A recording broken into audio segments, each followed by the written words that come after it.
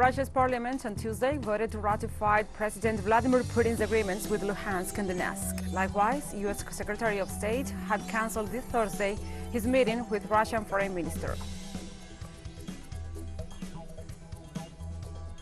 In Brazil, the death toll rose to 195 after heavy rains hit Petropolis on February 15th in the mountainous region of Rio de Janeiro state.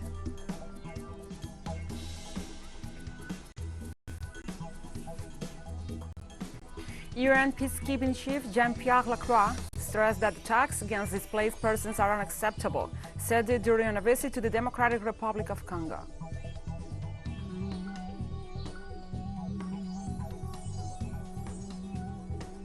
From the headquarters of TeleSUR English in Havana, Cuba, this is From the South. I'm your anchor, Gladys Quesada, and these are the news. Russia's parliament on Tuesday voted to ratify President Vladimir Putin's agreements with Lugansk and Donetsk. Under the agreements, Russia will be able to send troops, set up military bases, and jointly defend the territories of Donetsk and Lugansk People's Republics. Also known as Duma, the lower house of the Russian parliament voted unanimously to approve the deals.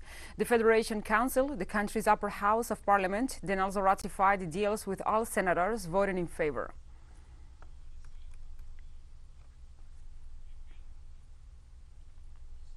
Russian President Vladimir Putin met with his Azerbaijani counterpart Ilham Aliyev in Moscow on Tuesday. Both leaders discussed the implementation of agreements in Nagorno-Karabakh and the development of bilateral ties. The heads of state also signed a declaration of allied interaction, taking the relations between Russia and Azerbaijan to the allied level. I want to say right away, we already predicted the speculation that Russia plans to restore its empire within imperial borders. This is absolutely not true. After the collapse of the USSR, Russia recognized all the new geopolitical realities and, as you know, is actively working to strengthen our interaction with all countries and independent states that have emerged in the post-Soviet space.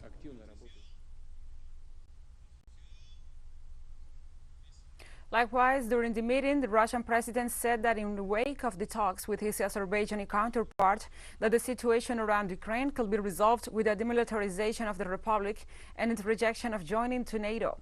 The head of state stressed that Russia will provide military aid to Donetsk and Lugansk People's Republics, also saying that the deployment of forces in Donbass will not be announced right now. Also, Putin offers West to recognize Crimea.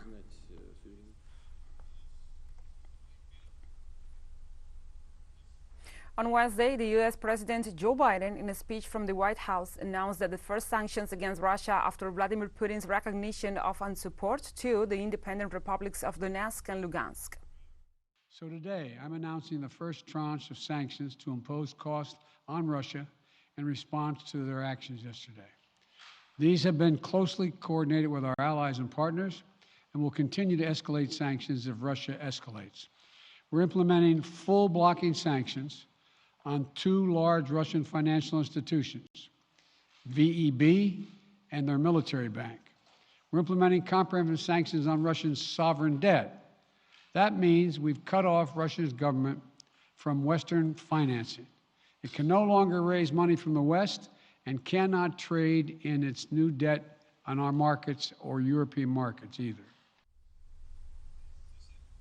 Joe Biden also highlighted that these measures are coordinated with the U.S. European allies and the NATO member states who jointly work and agree on the implementation of these sanctions. Tomorrow, and continuing in the days ahead, we'll also impose sanctions on Russia's elites and their family members. They share in the corrupt gains of the Kremlin policies and should share in the pain as well.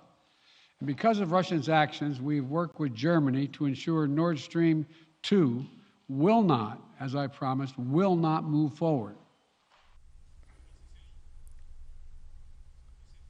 Otherwise, U.S. Secretary of State Antony Blinken said he had canceled his Thursday meeting with Russian Foreign Minister Sergei Lavrov in Geneva later this week as Russia pressed ahead with the recognition of Lugansk and Donetsk, the regions of Ukraine. However, Russia gave consent to the meeting.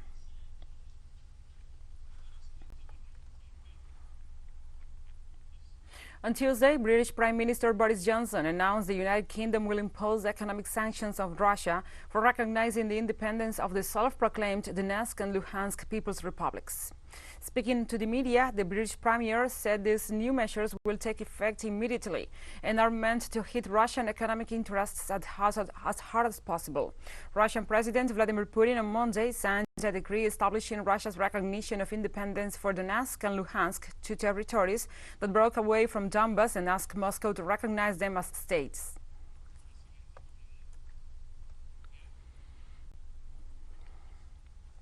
And Japan joins the U.S. sanctions against Russia over the Ukrainian conflict.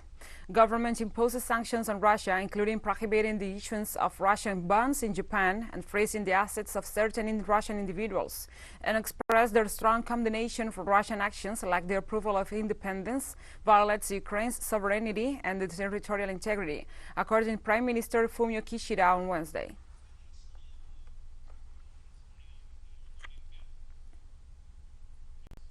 On Tuesday, while addressing the Venezuelan people from the Miraflores Palace, President Nicolás Maduro Moros criticized the current actions of NATO and the U.S. over the Ukraine crisis.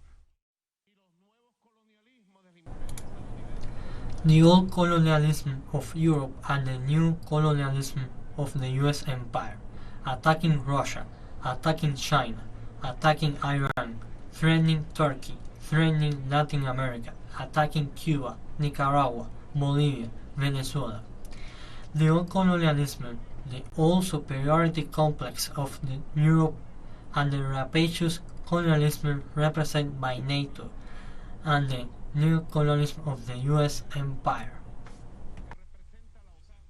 During his televised address, President Maduro makes a call to health authorities and also the Venezuelan people to continue with the HEAT program to halt COVID-19 infections by the immunization process, now with the booster jobs. The most important thing, to speak to the people and to call them, attention, those Venezuelans who had the second dose of the vaccination 4 months ago, go to the vaccination centers to have the booster, and now it will be done every 4 months. I want to be clear, explicit. I want this to be transmitted to the social networks and to be repeated by thousands in the media, on the radio, in the press, everywhere. Now, the booster vaccination will be every 4 months to keep us well protected.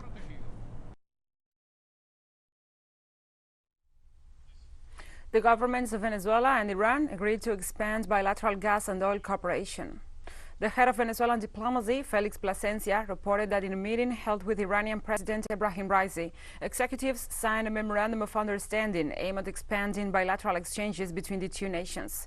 Both sides agreed to intensify common efforts in all areas, seeking to respond to the unilateral coercive measures imposed by the United States. The authority also held meetings with Nigeria's Minister of Petroleum Resources, Timi Silva, and Egypt's Energy Minister, Mohamed Shaker.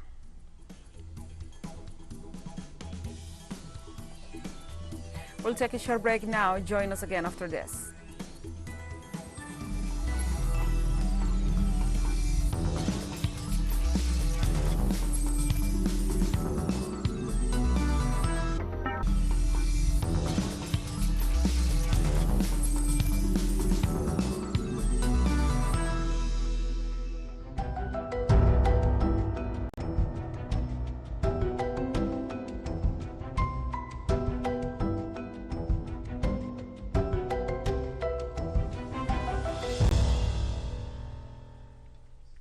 Welcome back to From the South. In Brazil, the death toll rose to 195 after heavy rains hit Petropolis on February 15th in the mountainous region of Rio de Janeiro state. Authorities report 85 people are still missing in what is considered the biggest environmental disaster in Petropolis since 1988. Rio de Janeiro State Fire Department reported search and rescue operations for possible survivors still trapped under mountains of mud are still active. So far, 24 people have been rescued alive by military. Rescue cars reported that in less than an hour, 41 liters of rain fell per square meter, which forced the activation of warning sirens to advise the population over risks of new precipitations.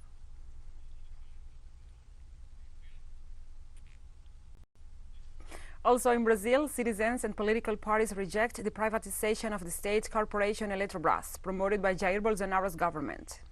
The state company is making a digital process this Tuesday in which partners will decide if they will be selling the company. Amid this situation, Brazilian tribunal approved a contribution that fixed the price of the company below 50% of its real value. The local press allegates that the Eletrobras potential sale could harm the country, compromising industrial development and causing the increase of the electric service fees. Detractors of the measures ensure that the action only will benefit investors.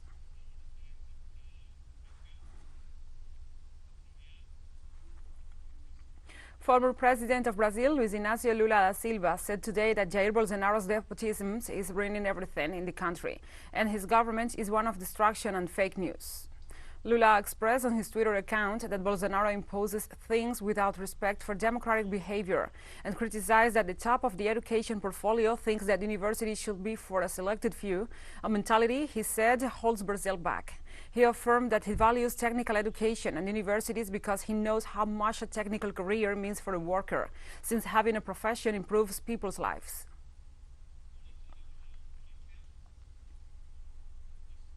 Brazil's largest city, Sao Paulo, faces an exponential increase in the number of people living on the streets, as well as a change in the profile of those affected by this situation. The end of public housing programs with the Bolsonaro government and the economic crisis are among the reasons for this. More details with our correspondent, Inacio Lemus. A census conducted by the city of Sao Paulo recorded a 31% increase in the homeless population in that city, an increase for 24,344 people to 31,884 by the end of 2021. More than 50% of the housing deficit in Brazil comes from the excessive increase in rent. We have two parallel processes. The economic crisis led to very high unemployment and an increase in the index that regulates rent that was 36%. This makes it impossible for families to stay in their homes. Jair Bolsonaro's government put an end to public housing programs. In January, inflation reached its highest increase in 6 months, an accumulated growth of 10.30% in 1 year. The result of the equation is a change in the profile of the homeless, transforming an historical social assistance problem into one that is mainly focused on housing.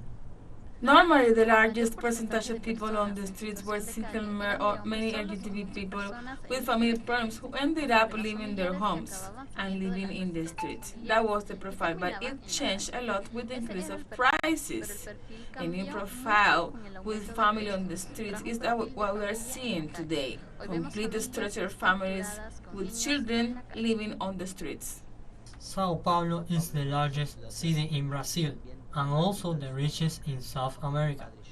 Father Julio Lancelotti, a reference in assisting the homeless population, explains the structural contradictions.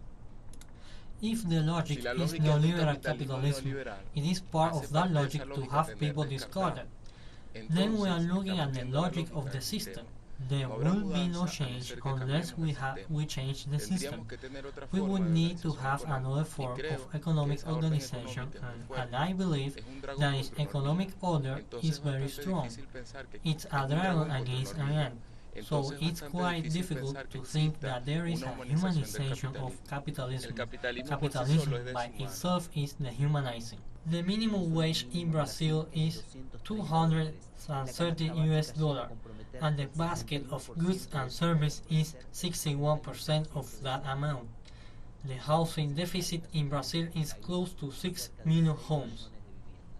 Ignacio Lemus y Julia Nassif para TeleSUR. In Colombia, less than a month before the legislative elections, human rights organizations warn about the increase in assassinations and kidnappings of social leaders. The Institute for Studies for Development and Peace in the past denounced this Monday the murder of Fabián Alexander Rodríguez Suárez in the department of Putumayo. This is the 5th signatory of the peace agreements to be assassinated so far in 2022, bringing to 304 the number of ex-combatants killed since the signing of the war-ending accords in 2016.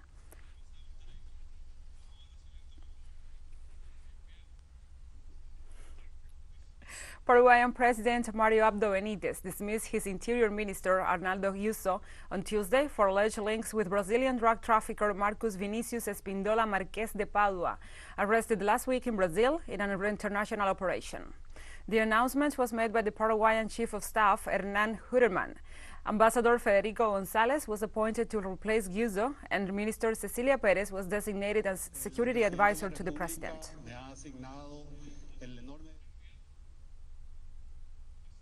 Argentina's crude oil production climbed to its highest monthly level in over a decade in January, including record output from the country's prolific shale fields, the energy minister said on Monday.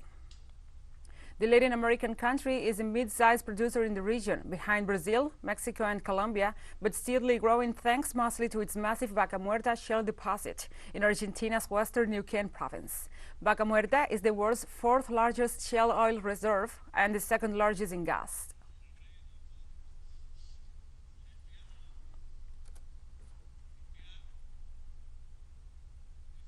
In Costa Rica, International Monetary Fund experts and government representatives began a cycle of virtual meetings on Tuesday as part of the first review of the fiscal adjustment agreement negotiated with the Central American country.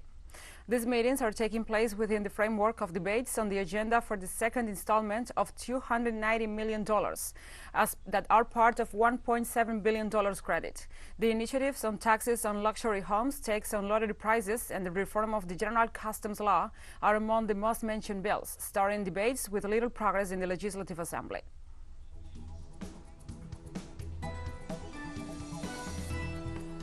And we have more news coming up after a final short break, so stay with us.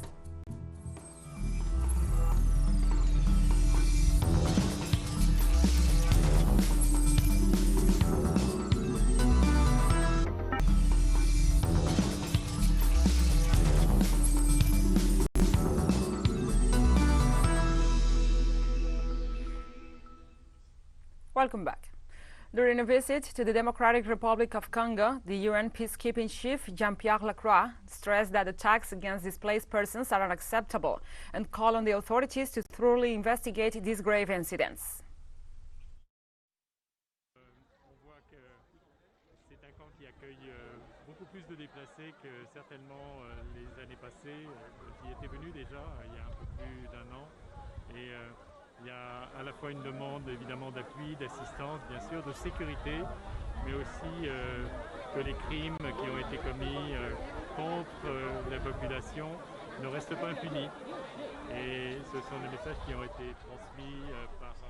In Somalia, a deputy UN envoy highlighted the need for urgent humanitarian support for drought-affected communities.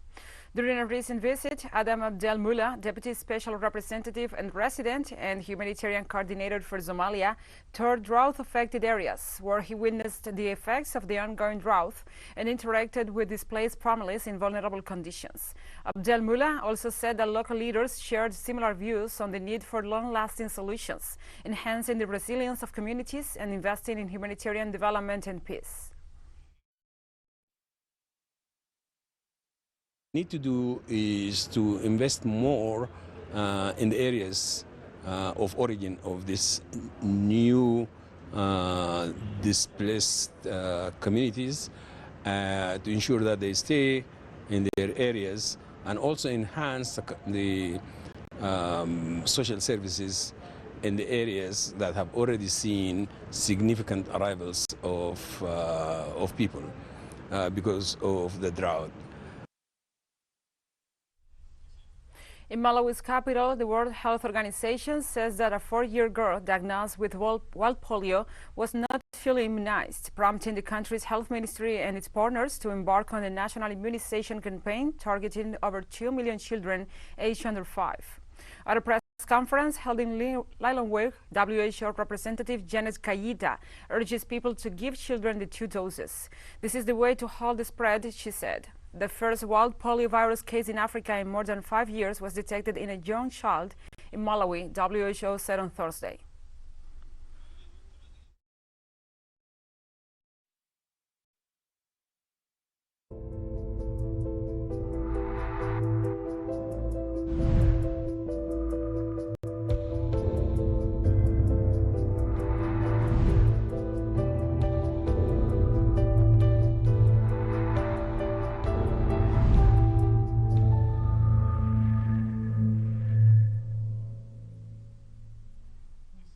Now we address other topics. British Prime Minister Boris Johnson announced at the House of Commons on Monday that the last remaining restrictions on coronavirus in England will be lifted from 24 February. In England, we will remove all remaining domestic restrictions in law. From this Thursday, it will no longer be law to self-isolate if you test positive, and so we will also end the provision of self-isolation support payments, although statutory sick pay can still be claimed for a further month. In this regard, Johnson said the country is moving from government restrictions to personal responsibility and noted that COVID-19 rapid tests will no longer be free for the general population. Today is not the day we can declare victory over COVID because this virus is not going away. But it is the day when all the efforts of the last 2 years finally enabled us to protect ourselves whilst restoring our liberties in full. And we have come to the end of this news brief. But remember, you can find this and many other stories on our website at telesurenglish.net. And also, if you feel so inclined, please join us on social media for all the latest news. We are on Facebook, Twitter, Instagram, and Telegram. For TeleSUR English, I'm Gladys Quesada. Thank you for watching.